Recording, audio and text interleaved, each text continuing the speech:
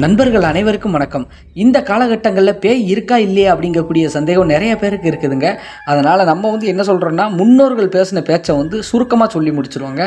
மழைக்காலங்களில் பெரும்பாலும் உயிரோடு இருக்கக்கூடிய ஜனங்கள் வெளியில் வர்றது கிடையாது. ஆனால் உயிரற்ற ஆன்மாக்கள் வெளியில் நடமாடும் அப்படின்னு சொல்கிறாங்க. மேற்கொண்டு குளிரான மங்கலான வெளிச்சம் கம்மியான இடங்களில் கண்டிப்பாக ஆன்மாக்கள் நடமாடும் அப்படின்னு சொல்கிறாங்க. ஒளி குறைவான இடம், அதாவது சத்தம் இல்லாத இடங்களில், மௌன அமைதியாக இருக்கக்கூடிய இடங்களில் ஆன்மாக்கள் நடமாடும் அப்படின்னு சொல்கிறாங்க.